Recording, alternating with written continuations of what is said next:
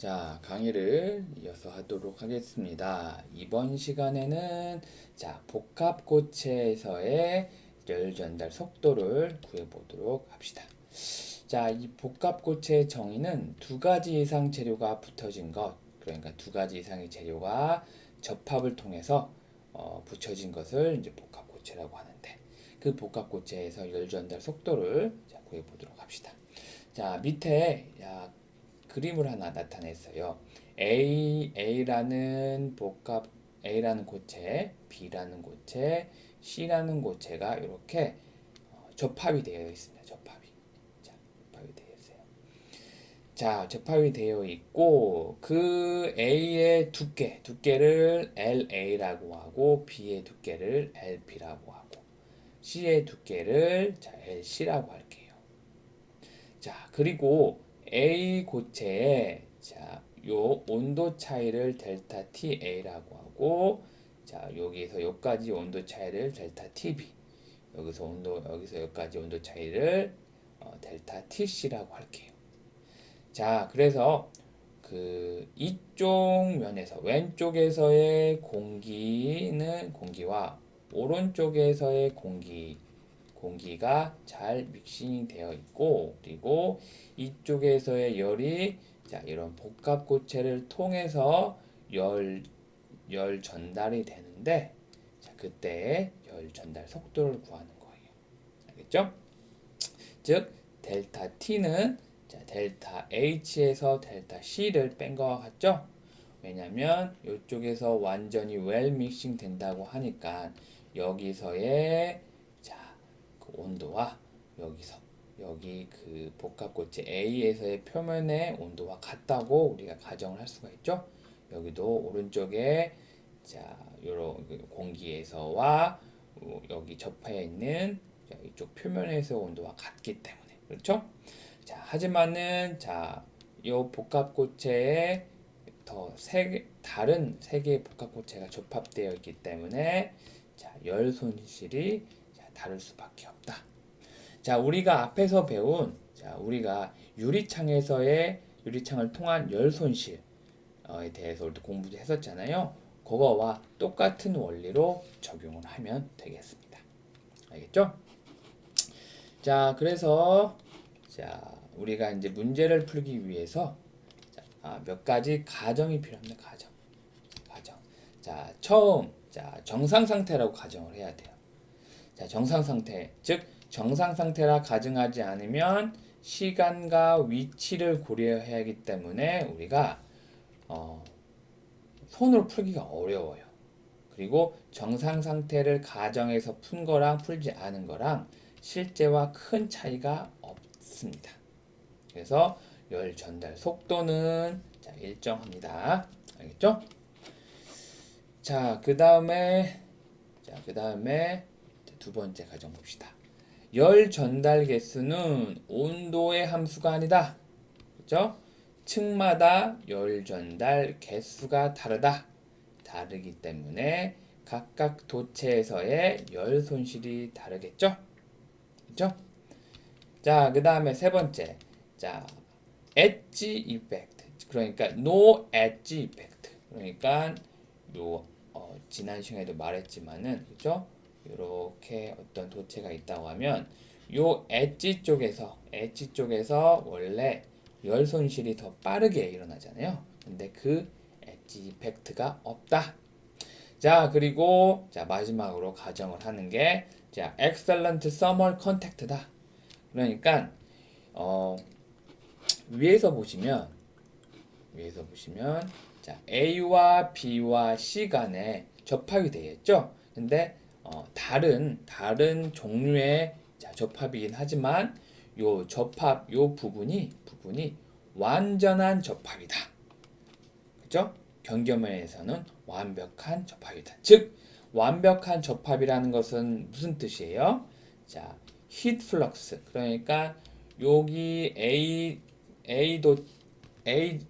고체에서의 히트 플럭스와 B 고체에서의 히트 플럭스, 그 다음에 C 고체에서의 히트 플럭스가 같다. 요 같다는 말은 즉 자, 면적이 같기 때문에 열 전달 속도도 같다고 할 수가 있겠죠? 응? 그러니까 다른 종류의 세 가지 다른 종류의 고체지만은 우리가 가정을 하는 거예요. 자, A, B, C가 한 몸체인 요런 고체로 가정을 하는 겁니다.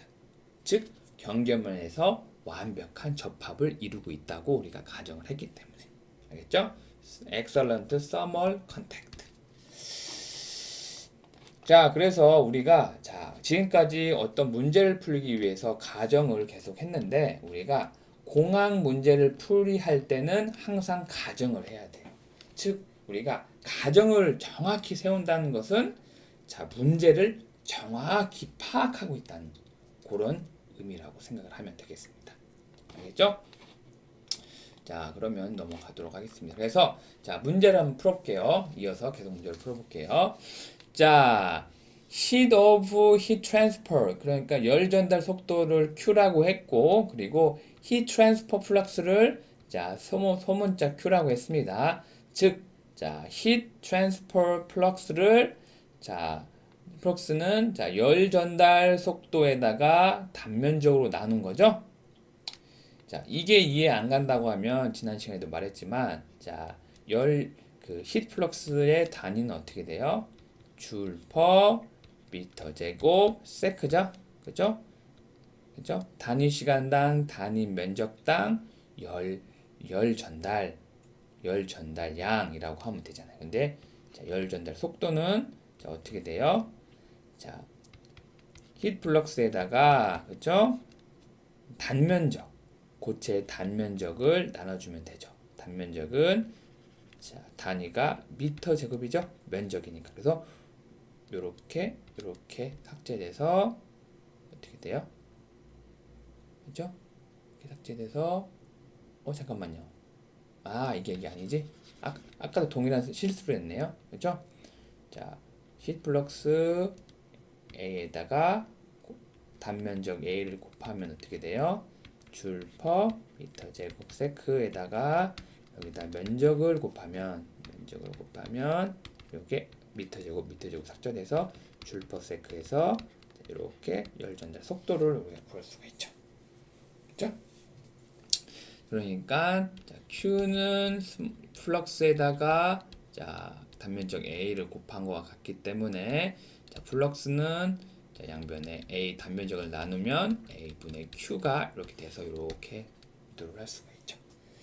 자, 그러면 고체이기 때문에 전도에 의한 열 전달 플럭스를 각 고체 층에서 A라는 고체, B라는 고체, C라는 고체, 요 고체 각각 고체에 대해서 전도에 의한 열 플럭스를 식을 한번 세워볼게요.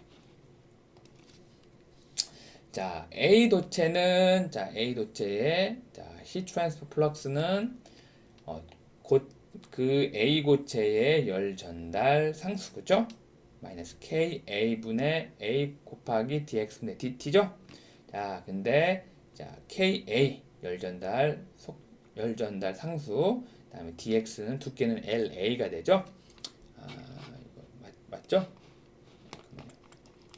아까 전에 A 고체를 여기 두께를 LA라고 했잖아요. 그리고 여기 온도 차이를 델타 TA라고 했고, A, B, C 그렇죠? 동일하게 그렇죠?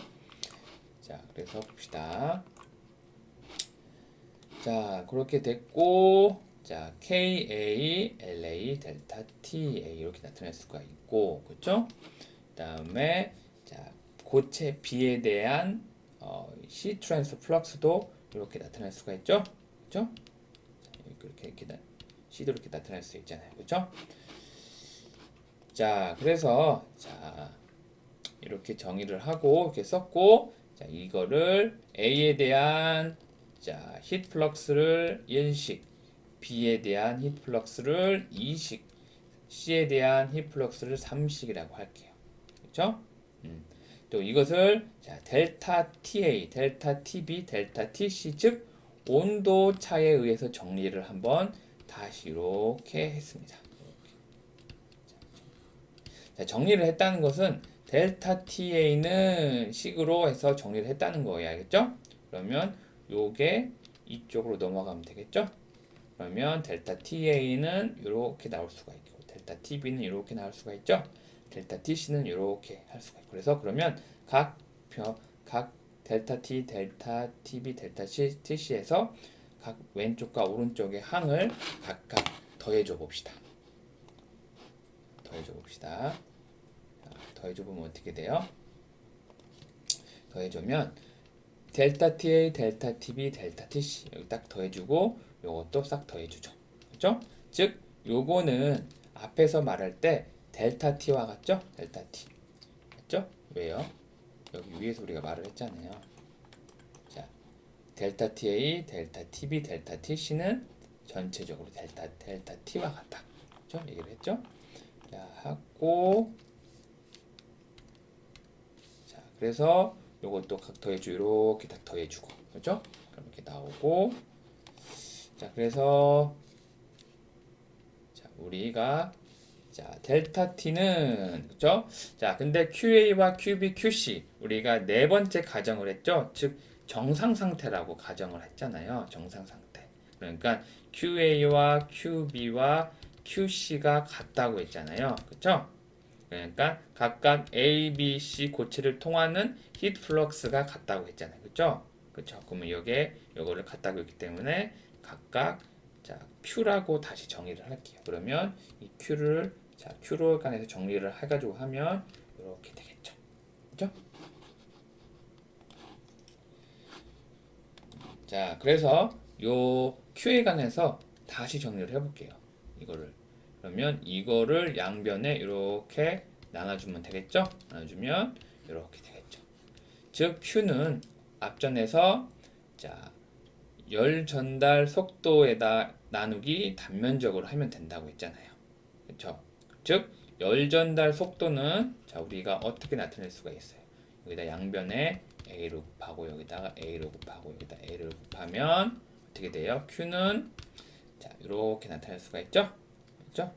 자, 그래서 자, 우리가 복합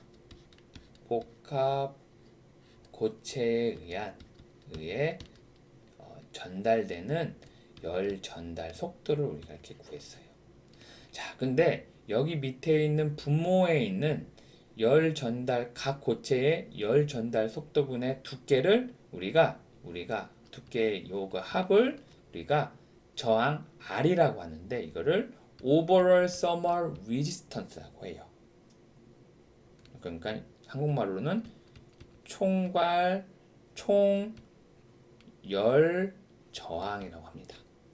그러니까 이 복합고체에서의 총열 저항, 즉 이거를 다시 Q는 R분의 A 곱하기 델타 T로 이렇게 나타낼 수가 있어요. 자, 알겠죠? 자, 그러면 잠깐 끊고 가도록 하겠습니다.